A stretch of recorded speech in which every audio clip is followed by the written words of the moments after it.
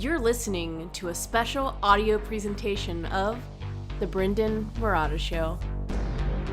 Over the course of the first series of The Brendon Marotta Show, I have been interviewing experts on the issue of circumcision. In this special audio presentation, I ask 6 of the experts I've interviewed the same 5 questions about why the issue of circumcision is important and what challenges are facing the movement against circumcision. Here are these 6 experts to introduce themselves. I'm Peter Adler, and I'm a lawyer and a law professor at University of Massachusetts. I'm Brother K, the founder of Bloodstained Men and Their Friends, a nonprofit organization dedicated to educating the American people about the harm and cruelty of infant circumcision. I am John Adkison. I am known for genitalautonomysociety.org. My name is Ronald Goldman. I'm a psychologist. I have an office called the Early Trauma Prevention Center. I also am a founder and executive director of the Circumcision Resource Center. So I'm Georganne Chapin, and I'm the executive director of Intact America. And Intact America is the largest professional organization working against male genital cutting. And our stated mission is to change the way America thinks about circumcision. I'm Anthony Losquadro. I'm the founder and director of Intaction, which is an anti-circumcision advocacy group. These 6 experts have not heard each other's answers, so there may be some points where their perspectives diverge, and there may be others where they share similar themes. If you like any one expert in this show, I've done full interviews with each of them that you can find in the podcast archives. And if you want to support the show and get more episodes like this in the future, go to brendonmarotta.com/show and become a paying member of the show. Paying members get special bonus material and live events that are only available to them. Now, here is our feature presentation.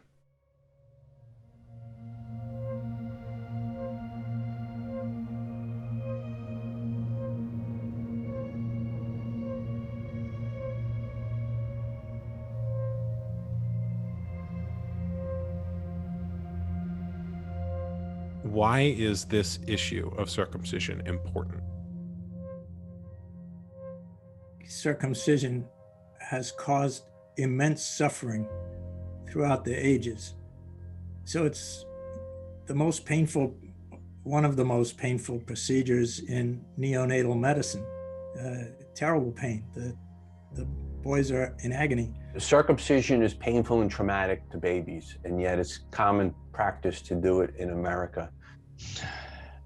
It hurts. It harms. I think that's a huge, just those words right there, you could go on and on with just that alone. Circumcision is an extremely important issue because it goes to the heart of what we consider to be our most important values, which are autonomy, protecting people from harm, equality, and circumcision violates all of those things and harms boys and the men that they will become and anyone who loves boys or the men that they will become. It's important because it has such a profound and largely unrecognized adverse effect on male infants and the men they will become. And that effect is their emotional state, lifelong. As an example, a lot of repressed anger, distrust, and also how they relate to others. And so they're more likely to have less satisfying relationships and more likely to have adverse behaviors or harmful behaviors in connection with others. We think it's a human rights issue of the 21st century. Human rights matter. Human rights matter. Newborn baby boys deserve the same human rights as newborn baby girls. We would not strap down baby girls and cut off any part of their body, much less their genitals. It's not right, it's not fair, it's unethical, it's corrupt, and it's criminal to do it to baby boys. And it removes the most sensitive part of the penis that's required for normal sexual function. Foreskin is a valuable and an important body part that we should nature put it on our bodies for a reason, and we should actually be keeping it, not cutting it off. And if you want confirmation of how important it is, all you have to do is talk about it and see how people react. And I've always believed that the level of defensiveness of people when you bring up a topic is directly related to the importance of the issue. So the talk about circumcision sparks fear, denial, and defensiveness by people who have either been circumcised, been harmed by it, people who have allowed their sons to be circumcised, or people who have in some way promoted circumcision, including actually cutting off parts of boys' penises. And it's so common. And again, over half of American infants are still circumcised. So collectively, it has an overwhelming negative effect on individuals and society in this country. It's a really terrible thing and very, very important to end it. Our job is to help make Americans aware of this harmful practice and why the intact body is better.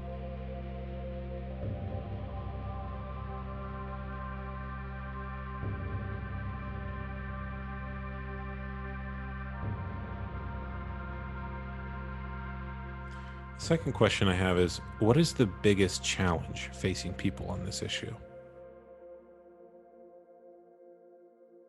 One challenge is that it's a deeply embedded cultural norm.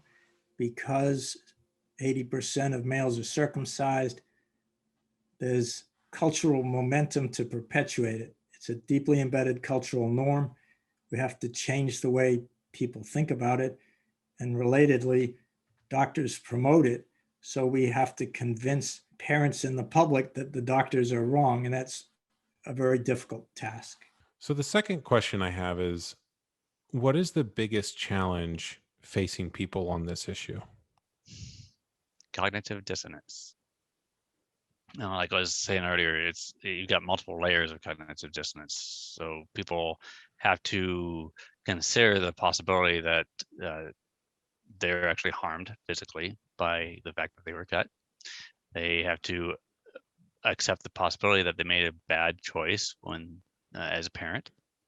They have to accept that the medical side of things may be incomplete, and that shouldn't be a big surprise to people because medicine has had lots of flaws in history. So, and then the religious side, that might be a big hurdle to deal with. I don't really have an answer for that one, but I'm a big fan of religious freedom. So I just keep saying, leave it up to the individuals to decide for themselves. The biggest challenge is getting through thick, stubborn minds, the closed minds of denial, who don't want to even acknowledge that circumcision is anything out of the norm or unusual. And to do that and live with the fact that many of your friends and relatives will ignore you, and you might lose them as friends when you even just giving them this information. It will ruin friendships. What's the biggest challenge facing people on this issue? Fear. I think fear is a huge challenge. Again, fear of acknowledging among men that they were, that what they experienced damaged their bodies and their psyches. Child circumcision meets all of the criteria of an adverse childhood experience. And Intact America has done some work on that. We have a section on our website about ACEs, adverse childhood experiences. You've done work on this, Brendon, you know about it. For parents, I think the fear of acknowledging the harm that they permitted to happen to their child. And for doctors who cut babies and got paid for it, fear, they're afraid even to stop because they're afraid that to stop would acknowledge the harm that they have created. So I think that fear is the biggest barrier to stopping. The biggest challenge is convincing people that their past practices are wrong, that they've been misled. And, whether it's parents that made a decision to circumcise or men that are circumcised and they have to reevaluate what happened, whether it's their ego or threat to their masculinity, that, their penis isn't the way nature made it. Maybe it's not as good as they think it is. It's getting people to refocus on this and to admit past mistakes. It's a challenge. The biggest challenge is getting the message out and getting it received. It's so common that here's what I tell them: if what I do or say saves one child from being circumcised, that is a tremendous victory. So please remember that in terms of what you can do. And the challenge is it's resisted because this is such a harmful, traumatic experience of so many people. Those people do not want to have their psychological state disrupted by learning about the truth. So they're for the most part going to avoid this. So we need to have compassion for everybody here, that they're doing the best they can. We're all doing the best we can with consideration for our personal histories. So we communicate with those more likely to receive our information and compassion for educating them about how to address this issue in a more productive way.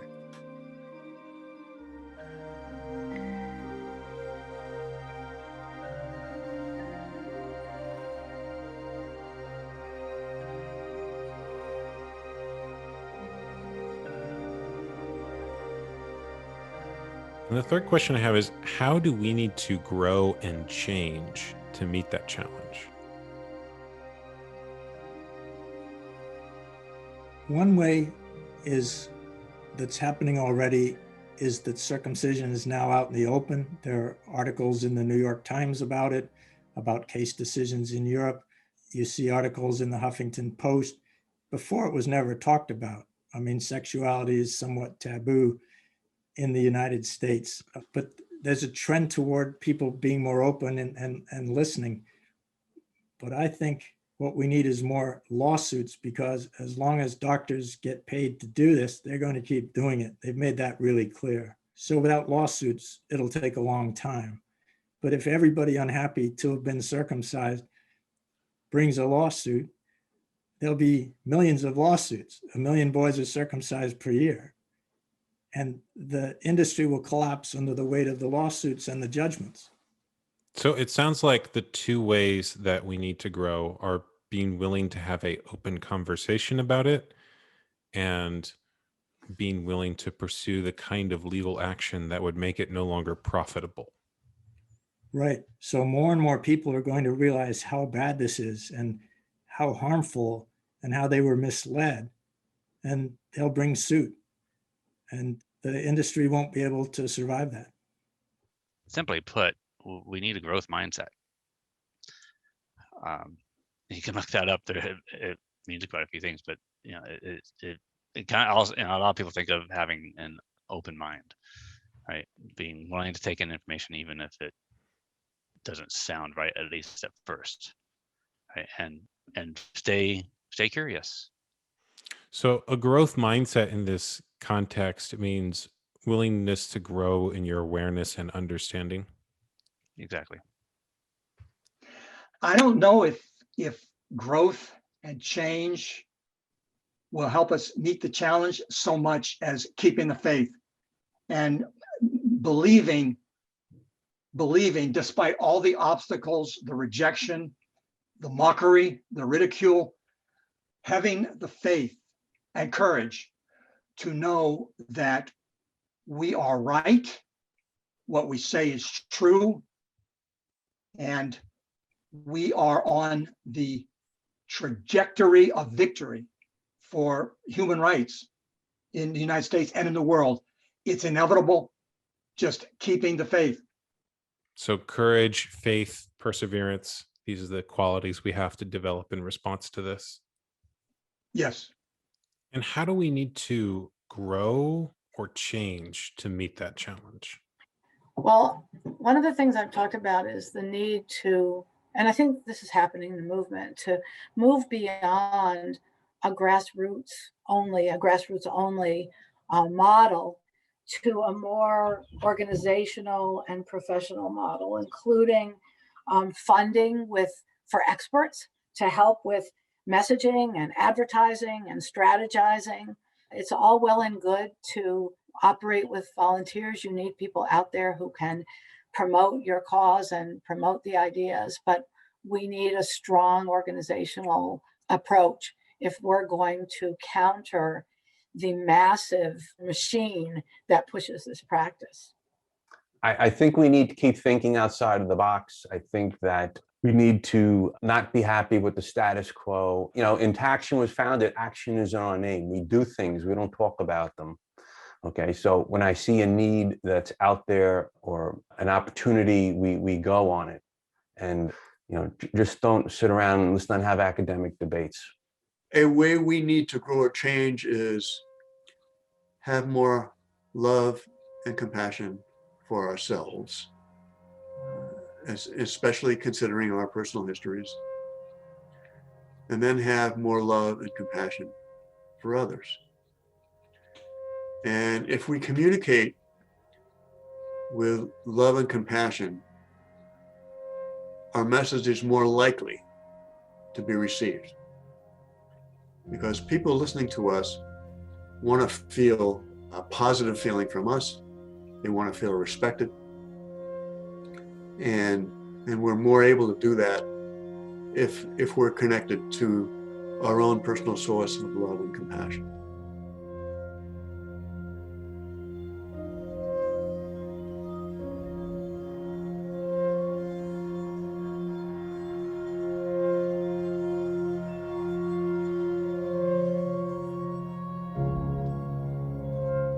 And the next question I have is, what's the biggest potential opportunity or good thing that could come out of this issue?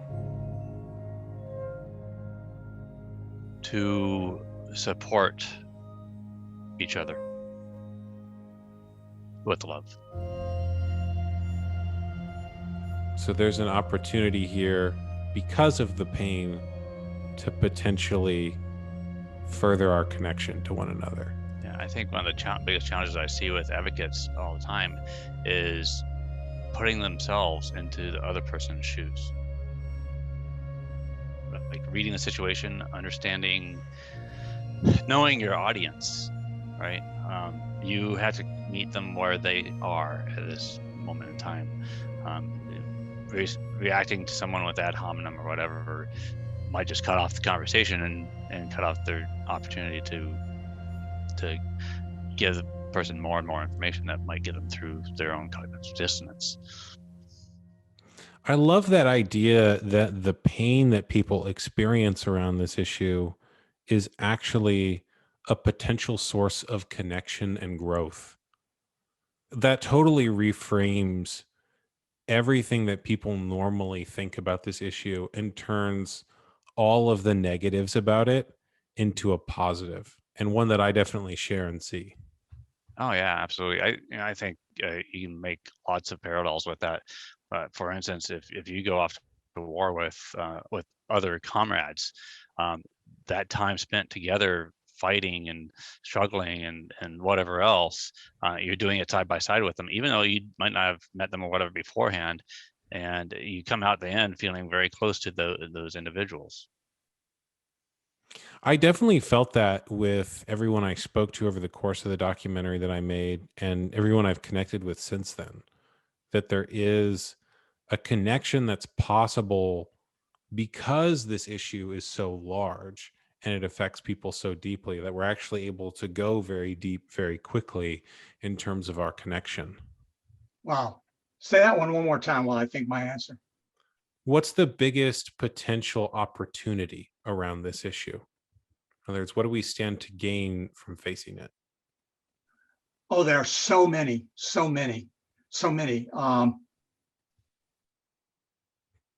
First off, happy children. We have the opportunity to raise a nation of happy boys and girls. Circumcision makes makes the entry to life for American boys just absolutely devastating, wretched, and miserable. And they have to heal and overcome that. I mean, it's huge. The opportunity is huge. We can stop inflicting this primal wound on babies, a wound that they will carry forth for their entire lifetime, that even for boys who are very resilient and who have happy lives, they still suffered a primal wound, and their sex life is permanently impacted. So stopping genital cutting, stopping infant genital cutting, it would mean immediate benefits for all concerned. You know, parents don't have to feel guilty about it.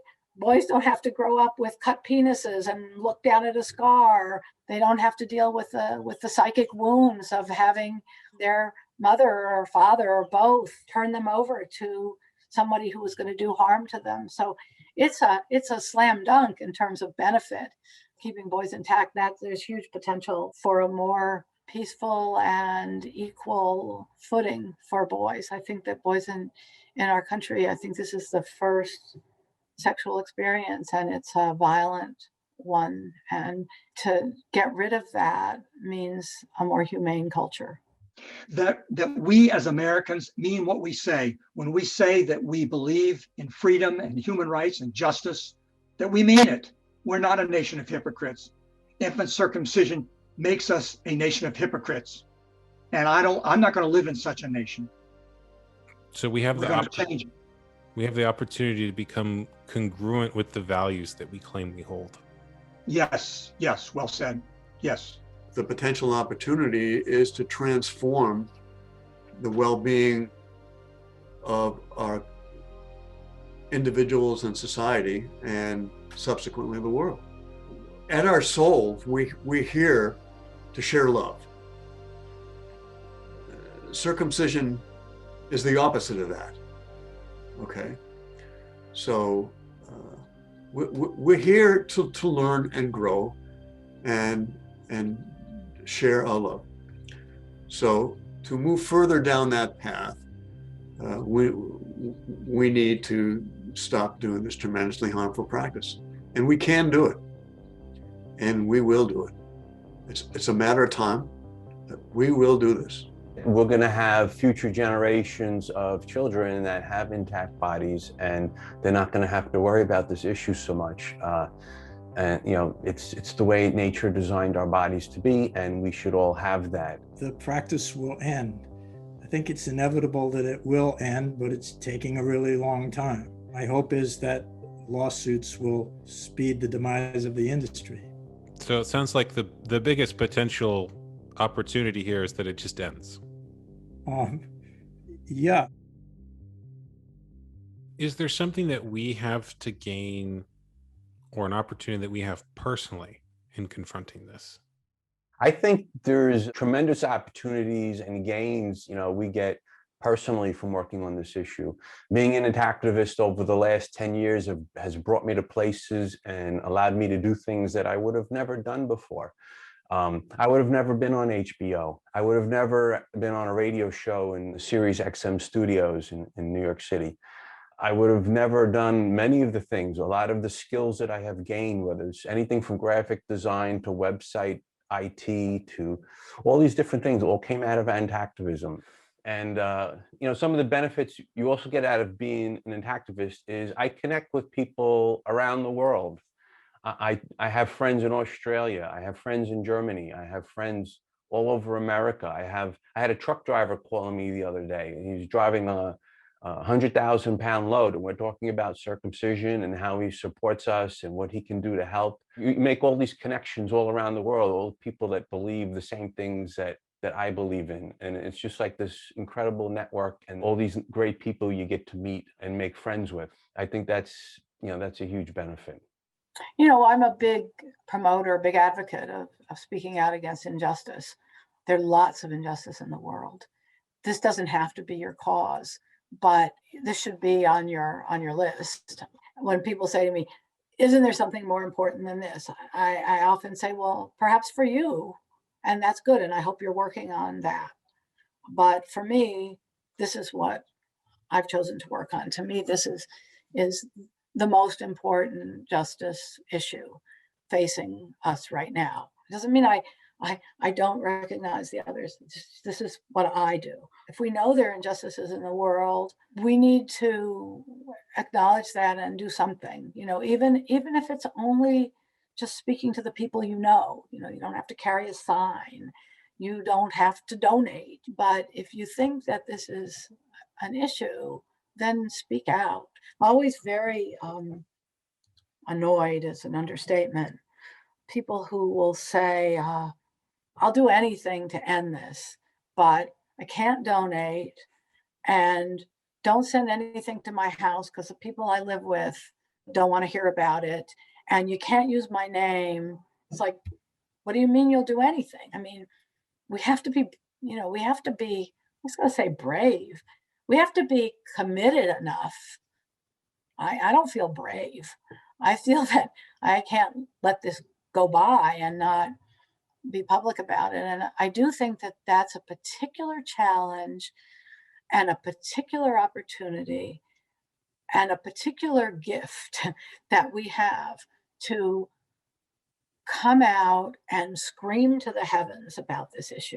And that if you feel that this is an injustice and something that needs to end, don't expect it to end without your voice being added. I mentioned donating, and I'm going to say that again because I'm not doing this podcast to get people to send money to Intact America or other intactivist organizations. I hope they do, but I've always felt that having organizations doing this work and the work for causes that you believe in gives you an opportunity to participate in a way that you wouldn't otherwise. If you don't know what to do and you don't really feel like you can speak out much or whatever, but an organization is doing work that you believe in, whatever that work is, whatever that cause is, whatever that organization is, you're very fortunate to have a place to put your resources. It doesn't have to be a lot, but that's a way also of showing your commitment. That was going to be my last question, which is what action should people take?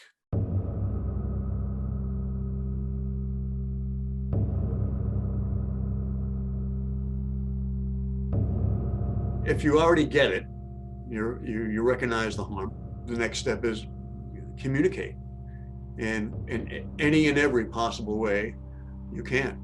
If you don't get it, if you're resistant, that's more of a challenge. The first step I recommend, watch a video of a circumcision. You don't need to listen to what anybody says. Just watch a video of a circumcision. Think about it from a common sense perspective. There's nothing about this that's so esoteric and so difficult to understand. It's like we're talking about cutting part of a penis off of a baby. If you think it's complicated, it's not. What's complicated is how to get people who do it to stop. But the issue is not complicated. There's wonderful literature in the academic community and among activists opposed to circumcision about circumcision. So I would hope any parent thinking of having their son circumcised, just to jump to the conclusion would be just say no. But if you're undecided, read about it and read the materials of the opponents of circumcision, because increasingly people are saying, well, they've read this, they've heard about it, and they're saying no. So that would be education. And I would say, learn your legal rights. Again, if there are favorable decisions here in these cases, you would expect many people to sue as well. And I encourage those lawsuits. That's always a tough question on what an individual can do by themselves. I would just say be involved in whatever capacity that you can. People have different ranges of skill sets, and maybe you can help some organization out there. Maybe whether your thing is, if it's graphic design, if you're legal, whatever skills that you have that you think maybe you can contribute to the cause, perhaps that's one way you can get involved. An intactivist is someone who sees what has to be done and does it You can figure it out. You will see a need. As an activist, you see what has to be done. Don't go to me or to Brendon Marotta or to anyone else in attack. I mean, you can ask for help or advice, but ultimately, the essence of an activist is taking action yourself, and you'll see it what it is. Someone messaged me last night. They said, "You have inspired me. I'm going to put up a billboard in my city," and I found that very exciting. There's no one thing that an activist should or can do. As an activist, when you put your mind to it, in your community, in your family, in your sphere of influence, you'll see a need, and you have to have the belief and the faith and the courage to see that need and to fulfill it in some way.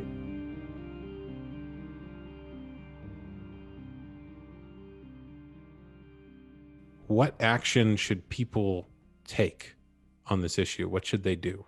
Whatever you can think of, whatever you are driven to do, whether that's put money toward it, reach out to fellow advocates, ask them what they're doing.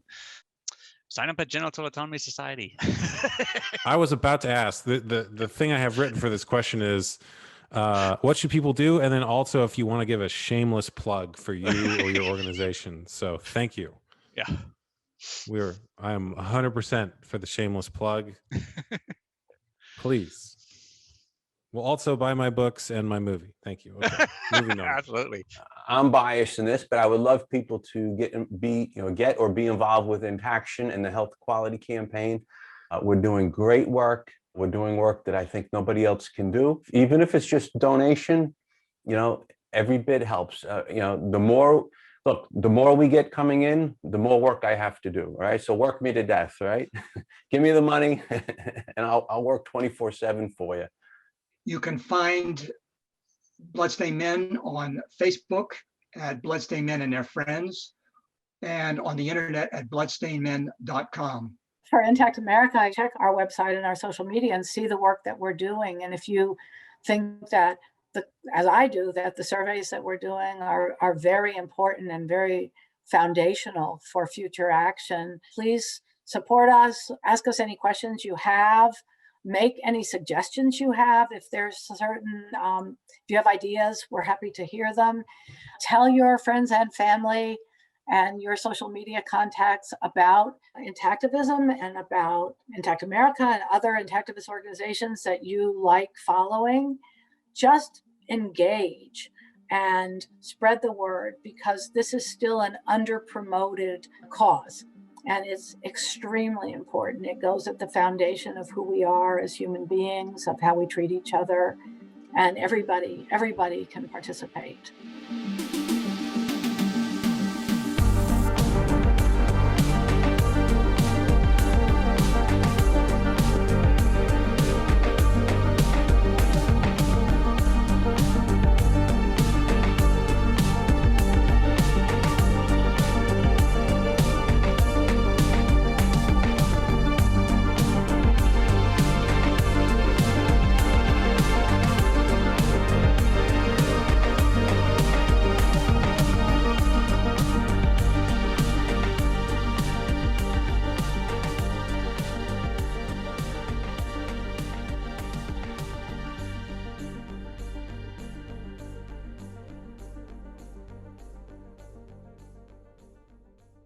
The only reason you would still be listening now is because you're a fan of the show. So please subscribe, share this episode with everyone you know, and leave a positive review on whatever platform you listen on.